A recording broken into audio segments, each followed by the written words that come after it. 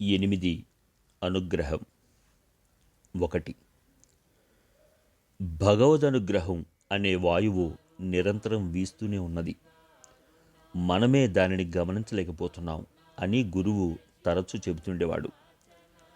దీన్ని వివరించేందుకు గురువు ఈ క్రింది కథ చెప్పాడు. ఒక భక్తుడు ఉండేవాడు. భగవంతుడిదే భారం అంతా, నాకేది కావాలన్నా ఆయనే చూస్తాడు అనే విశ్వాసంతో ఉండేవాడు. ఒకసారి నది కట్టలు తెంచుకుని గ్రామాన్ని ముంచేస్తున్నది. ఊళ్ళో జనులను సురక్షిత ప్రాంతాలకు తరలిస్తున్నారు. ఈ భక్తుడు చూశాడు. నీళ్లు క్రమంగా బజారులోకి వచ్చి ఇంటి గుమ్మాలు ఎక్కుతున్నాయి. నేనిక్కడి నుండి కదలను, ఆ భగవంతుడే చూసుకుంటాడు అని అతను ఇంట్లోనే ఉన్నాడు. నీళ్లు ఇంట్లోకి ప్రవేశించి కాసేపటికి కిటికీ అంచుదాకా వచ్చాయి. బజారు నీళ్లలో ఒక నావ వెళుతోంది. అందులో జనులు వెడుతున్నారు. స్వామి, మీరు రండి త్వరగా అని ఆ నావవాడు కేకవేశాడు.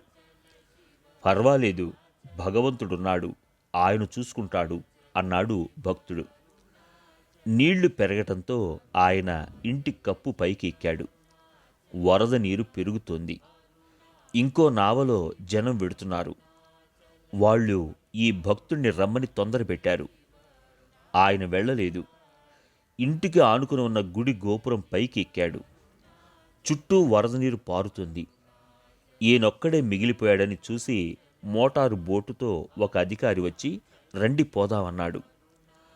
భక్తుడు చిరునవ్వు నవ్వి, ధన్యవాదాలు, భగవంతుడు నన్ను మోసం చేయడు, మీరు వెళ్ళండి అని చెప్పి పోకుండా అక్కడే ఉన్నాడు. కాసేపటికి వరద ముంపు ఎక్కువై అతను మునిగి మరణించి స్వర్గానికి వెళ్ళాడు. భగవంతుడితో అతను అడిగిన మొదటి ప్రశ్న ఇది. నేను నిన్నే నమ్ముకుని ఉన్నాను, నన్ను రక్షించడానికి నీవేమీ చేయలేదు. బాగుంది, నేను 3 నావలను పంపాను కదా అన్నాడు భగవంతుడు. 2. ఒక భక్తుడు ఆశ్రమానికి వచ్చాడు. గురువును సందర్శించటానికి లోనికి వచ్చేటప్పుడు స్కూటర్కు తాళం వేయకుండా వచ్చాడు. ప్రక్కన ఉన్నవాళ్ళు అడిగితే, నాకు భగవంతుడి మీద నమ్మకం ఉన్నది, నమ్ముకున్న వాళ్లను ఆయన రక్షిస్తాడు అని చెప్పాడు. గురువు అతన్ని చూసి, మూర్ఖుడా, ముందు స్కూటర్కు తాళం వేసుకుని రా. నీవు సులభంగా చేసుకోగలిగిన ప్రతి చిన్న పనిని భగవంతుడి మీదకి నెట్టి ఆయన్ను వేధిస్తావా అన్నాడు. 3. అయితే భగవంతుడు అందరినీ చూస్తూనే ఉంటాడు, కాపాడుతూనే ఉంటాడు అని చెబుతూ గురువు మరో ఉదాహరణ చెప్పాడు. ఒక భక్తుడు తన దుప్పటి ఒడ్డున ఉంచి నదిలో స్నానం చేస్తున్నాడు. ఆ దారిన ఓ వ్యక్తి వస్తూ దుప్పటిని చూసి, అయ్యో, ఎవరో ఇది ఇక్కడ ఉంచి వెళ్ళారే, ఇంత నిర్లక్ష్యం పనికిరాదు, ఏమైనా దీని సొంతదారుడు వచ్చే వరకు నేను కాపలా ఉండాలి అనుకుని అక్కడే నిల్చున్నాడు. భక్తుడు స్నానం చేసి వచ్చాడు. ఈ వ్యక్తి అడిగాడు, స్నానానికి వెళ్ళేటప్పుడు ఈ దుప్పటిని ఎవరికి అప్పగించి వెళ్ళావు కాపలా కాయటానికి? ఎవరైనా ఎత్తుకుని పోతే ఏమయ్యేది అని అడిగాడు. ఆ భక్తుడు, బాబూ, దీన్ని కాపలా కాయమని నిన్ను పురమాయించిన వాడున్నాడే, వాడికి అప్పగించి వెళ్ళానని సమాధానమిచ్చాడు. 4. భగవంతుణ్ణి ప్రార్థిస్తే రక్షణ లభిస్తుంది. కానీ తనను రక్షించింది భగవంతుడు కాదు అని భావించే వ్యక్తులు కూడా ఉంటారు. గురువు ఇలా చెప్పాడు. ఒక వ్యక్తి ఎడారిలో దారి తప్పి తిరుగుతున్నాడు. నిస్పృహతో చివరికి భగవంతుణ్ణి ప్రార్థించాడు. భగవంతుడు నిన్ను రక్షించాడా అని అడిగితే, లేదు లేదు, ఆయన నన్ను రక్షించడానికి రాకముందే ఎడారిలో మరో ప్రయాణికుడు నన్ను ఆదుకున్నాడు అని చెప్పాడు. 5. గురువు ఒకనాడు శిష్యులకు ఒక కథ చెప్పాడు. ఒక వ్యక్తికి కల వచ్చింది. కలలో అతను నూతనంగా తెరిచిన ఒక దుకాణానికి వెళ్ళాడు.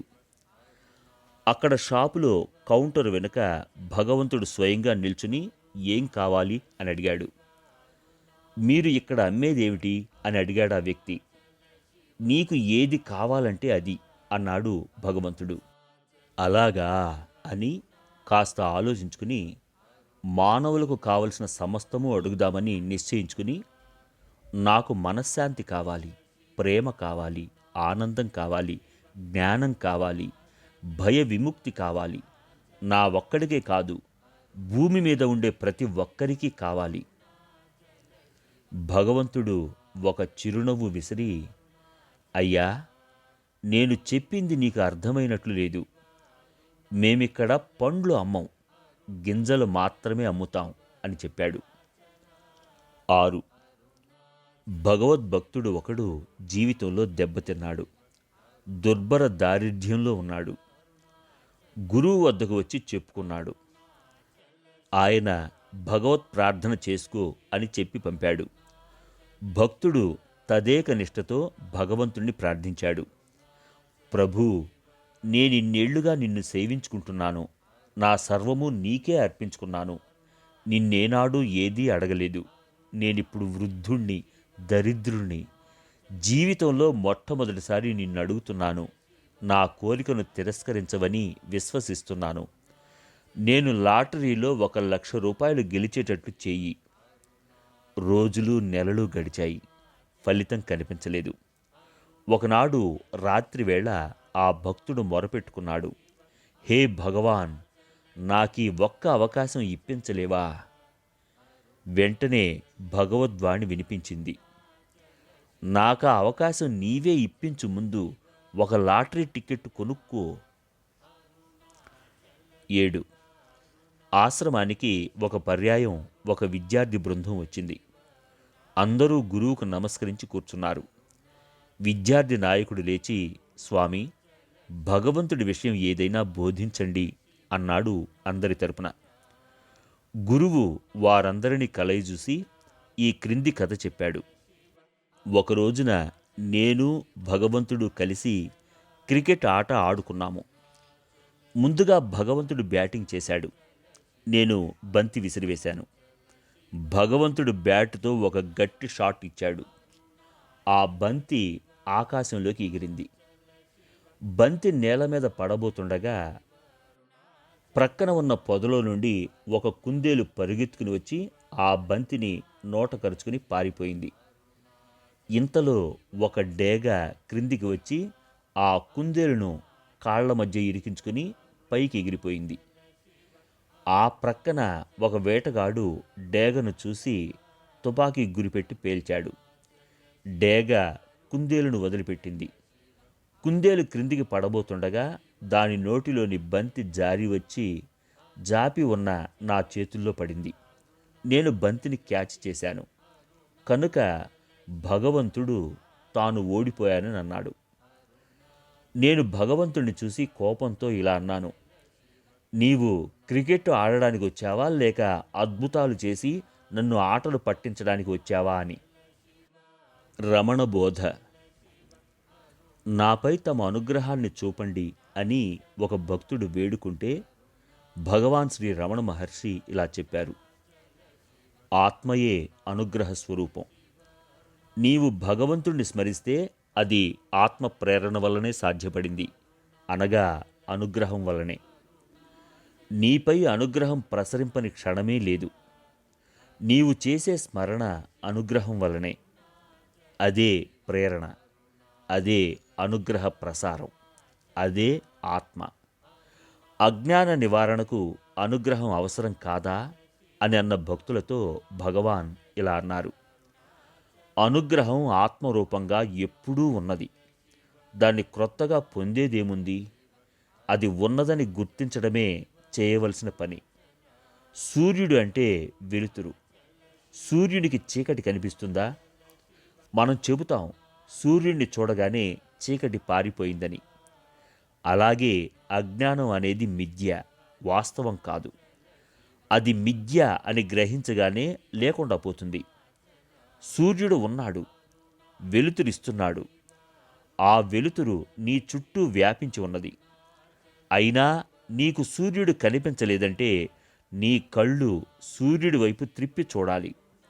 అందుచేత అభ్యాసం వల్ల అనుగ్రహాన్ని పొందుతాం అని చెప్పవలసి వస్తుంది. ఆ అనుగ్రహం ఇక్కడే ఇప్పుడే ఉన్నప్పటికీ శరణాగతి చెందితే అనుగ్రహం లభిస్తుంది అన్నా కూడా ఇదే. రైల్లో ప్రయాణిస్తున్న వాడికి నెత్తిన మూట ఎందుకు? దాన్ని క్రిందకి దించితే చాలు. అతన్ని అతని మూటను రైలు గమ్యానికి చేరుస్తుంది.